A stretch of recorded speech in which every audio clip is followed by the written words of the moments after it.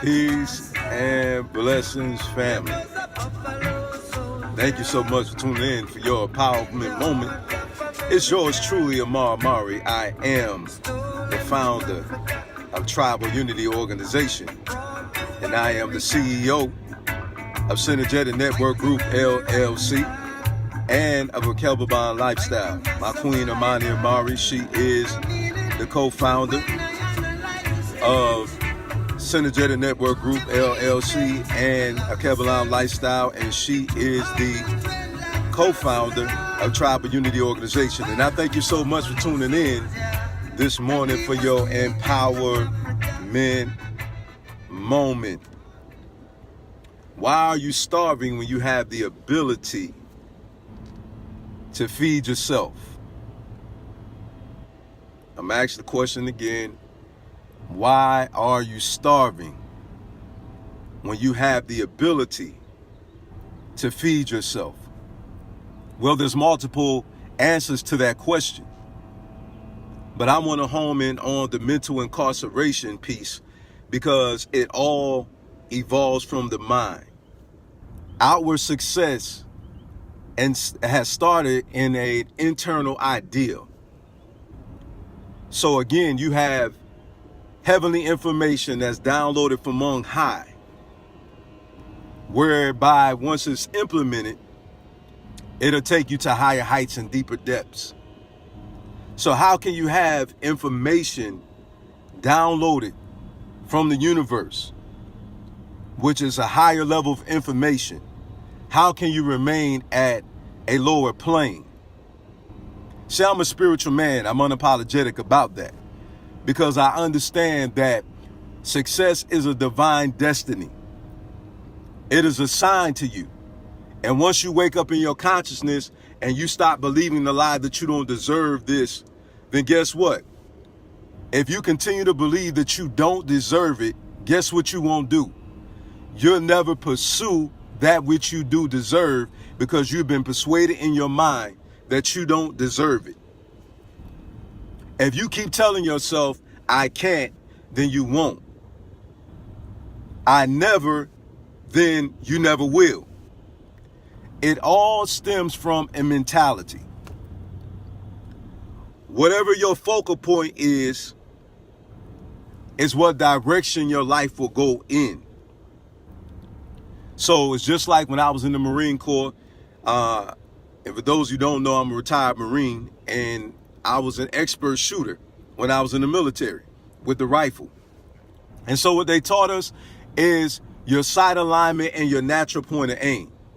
And if you don't have your sight alignment right before you take the shot, if you're not actually focused, you're going to miss the mark, because it may appear that you're aiming at the right thing, but once you find out after, they mark your target that you didn't meet the mark, it may appear that you was there. Oh, I really looked at that.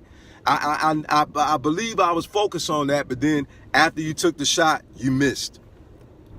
So you have to make sure that you have proper sight alignment and sight picture. So what they taught us is, they told us, okay, close your eyes, breathe in, breathe out, relax, open up your eye, and wherever that weapon naturally rests at, that's your natural point of aim. That's what you're shooting at. So if you wasn't there, what they do tell you, adjust your body a little bit, and then do the same methodology again.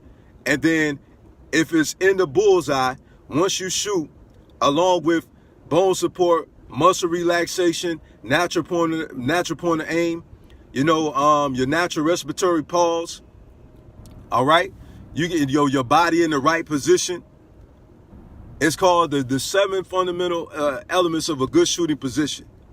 And so in order for us to hit that target, there was multiple things that we had to do in order for us to hit our mark. That's how it is in life. There's multiple things that you have to do in order for you to hit your mark. There's information that you need, but then the information has to be correct. And then not only that, you have to understand the information. And then not only that, now you have to apply the information.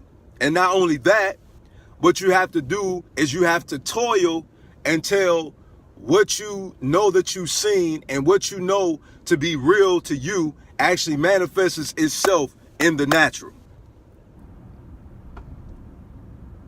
So, with that being said, you have heavenly data that's downloaded inside of you. And that data that comes from on high, once implemented, will take your life higher. However, you have to believe the information that's being transmitted to you. Okay? Because see, understand, you don't want to upload, because see, an upload, when you look at it in a,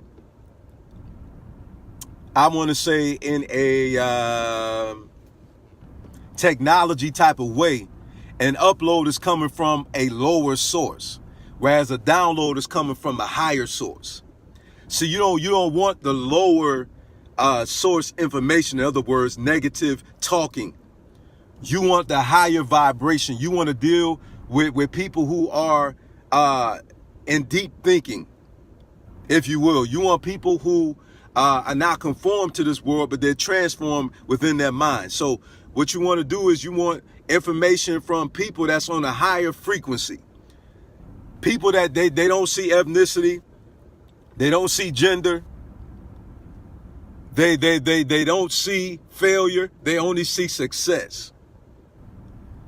So you want to engulf yourself with people who are on a higher frequency, who's only going to speak faith. When I see a mountain, I'm a conquer the mountain. I'm going to climb the mountain to get atop. The mountain will not stand in my way. If I have to climb and go over the mountain to get to my blessing, then that's what I'm going to do. One thing, brothers and sisters, those of you who are spiritual, I want you to understand something. When it comes to wisdom, wisdom is never restricted to a book.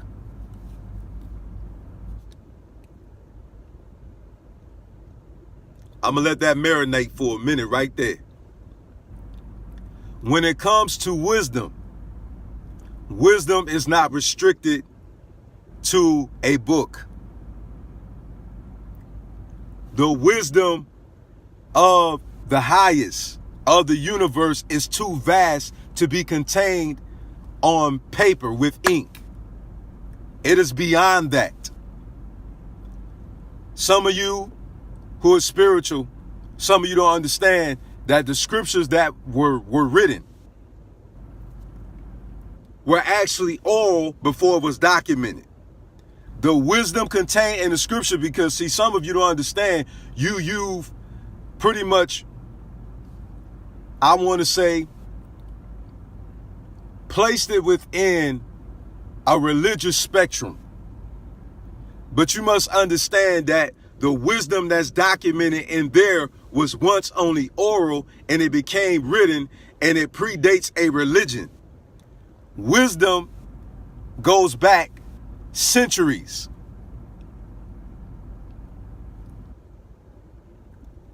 Wisdom is beyond anything that's written. We have to be open to the universe. Think about the ideas that people had that are $1 million ideas, like the airplane, the vehicle, all right, computer technology. Remember, we watched the Jetsons and they were talking on what we know today as webcam. Now think about the person who wrote that. Now that idea is actually a real device that we can use today. These things are not humanly given. These things are divinely inspired and orchestrated. So for those of you who think it's spookism, you're doing yourself a disservice. The spiritual realm is very real. And some of you, unfortunately, have put spirituality and you have boxed it into a religion. And once you do that, now you have boxed the universe. You can't box the universe in, because now what you've done is you restricted yourself and you limited yourself to pen and paper. And there's information that's higher than pen and paper. I want to get on your level. I want to deal with some of you on the level that you're on, because a lot of you revere Paul. Watch me, listen to me very closely, because you're listening to a man who had to evolve past religion. I'm a former bishop and now I'm a spiritual teacher. You have to go beyond religion. So I want to use for some of you an example of the Apostle Paul. Listen very closely now. Paul started talking about the gifts within the body of believers, the assembly of believers. And the gifts, the spiritual gifts are very real. It's not just restricted to a religion. Come those who Confucius, those who are Buddhists, those who, you know what I'm saying, are in Hinduism. All right? They're spiritual people. And if you listen to what they're saying, you'll see that a lot of you say the same thing. But that's another story. I'm going to get back to this right here. Didn't Paul talk about the gifts of the Spirit? He taught a teaching that you cannot find in the Old Covenant, in the Old Testament. So therefore, the knowledge that he had received was beyond that which was written in stone, on papyrus, on paper. So the revelatory information that he received about the gifts of the Spirit in operation and the various gifts had not yet been documented according to the Bible. Right? So which means that he received revelation that had not yet been documented, that after he said became documented. Because scripture means writing. And back then the scribes, they recorded what was being spoken at that particular time. Meaning that whatever he said had not yet been documented. After he said it became documented, which came a rhema, a fresh word. Right? So what am I telling you? I'm telling you, do not allow people to restrict you.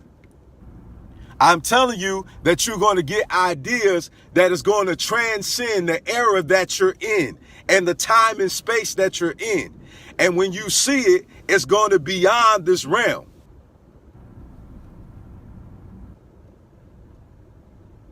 And so thus now, what you have to do is understand that what you've seen has already happened.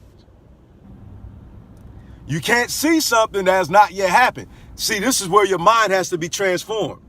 What you've seen has already happened. You've seen your future. It has already happened. Your life is like a movie.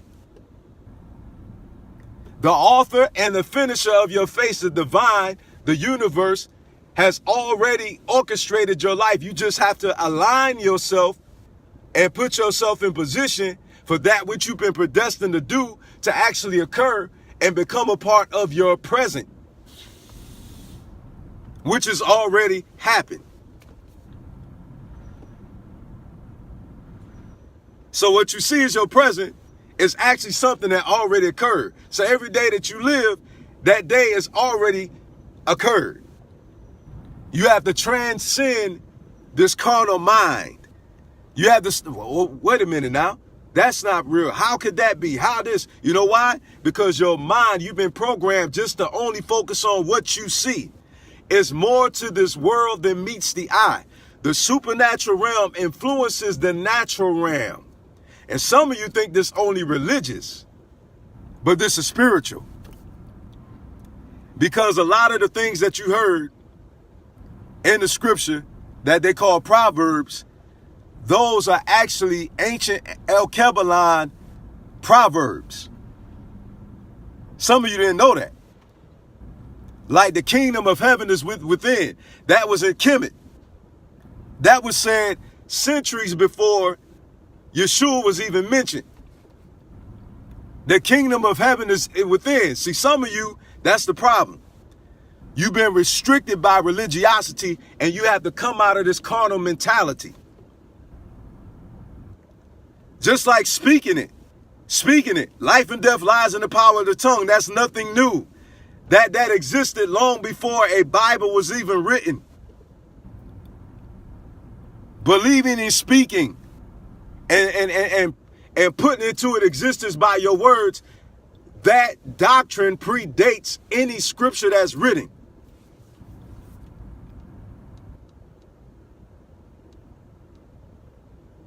But I understand. That's the way you've been raised. I got that. You're listening to a former bishop. I got that.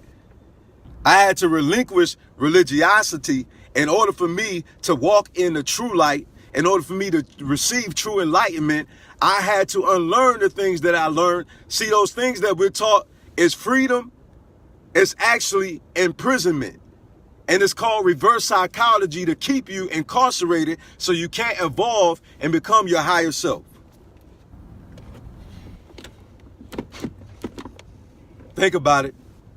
Be blessed.